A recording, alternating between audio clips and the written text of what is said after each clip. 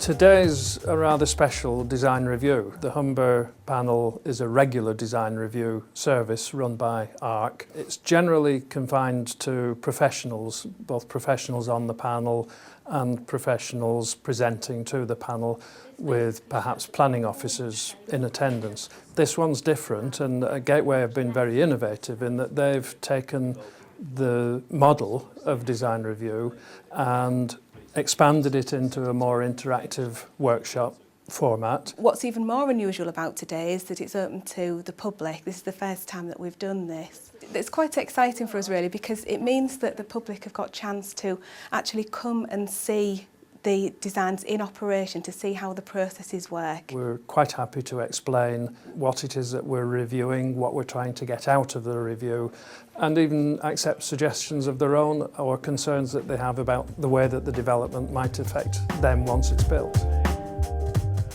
Today we're just focusing on the Amy Johnson site, and it's one of the key development sites within the NASA area. That's the Newington and St Andrews area that the Gateway Pathfinder work within. The design review is extremely useful in that it brings external advice and some of the best advice in the country, some of the best architects, some of the best planners, which all contributes to that mix and the wealth of the place, and ensure that the development we build is of the best quality, not just within Hull, but also of the wider region and the whole of the country. I mean, we want to be building the best. This stuff we're building, these houses, needs to be there for hundreds of years. We don't want to be building stuff that is short term. It needs to be of a quality of place that people will interact and enjoy for a very, very long period of time. Consultation is fundamental. If you or I had professionals turning up on our doorsteps telling us that they were going to change our surroundings without asking our opinion, we'd rightly be offended. And so as a professional,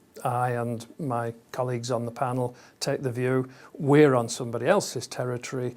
The least that we can do is invite their opinion to what we think is going to be best for the area.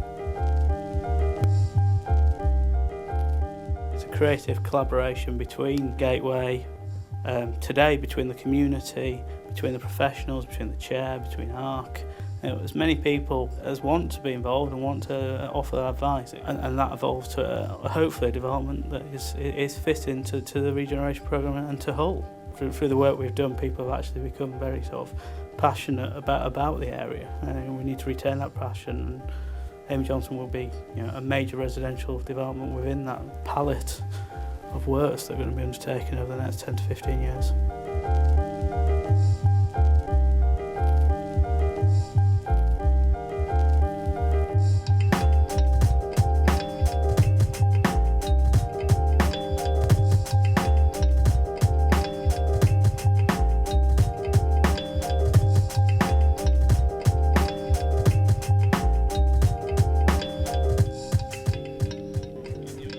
The key aim from ARC's perspective was to provide the members and residents of the Newington and St Andrews community with the opportunity not only to be inspired about the designs and plans for their communities, but hopefully to provide them with the skills and the confidence so that they can actively input and express their views to the design teams. I'm particularly pleased to be involved in this scheme, this Amy Johnson scheme with Gateway, because it, in my view, typifies the way that design could be and should be procured. Here we've appointed an artist called Chris Tipping, and he set out to understand this part of Hull.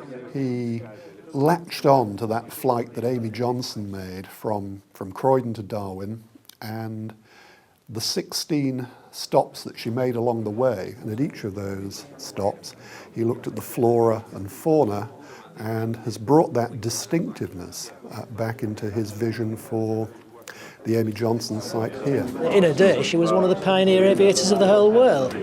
To get to Australia in a single-seater aeroplane of those days was an amazing achievement. I think to keep the concept going right through from the school right through into this, and it'll take it on for another 50, 60 years. The name won't get forgotten then, which is, I think, a good thing. We've got to make places. If you make a place, people will want to visit it, will want to live there. And they have thought deeply about what they're going to do in terms of the types of houses, the housing density, the provision of parking places, green areas and so on. It does look as if people are giving thought, which is nice. So I hope that community spirit that was here once will be regenerated. This event provides a very good example of how ARC and the various partners, in particular Gateway, actually work together to ensure that communities are not only consulted on what's been proposed and planned for their areas, but they can actively contribute and have their say.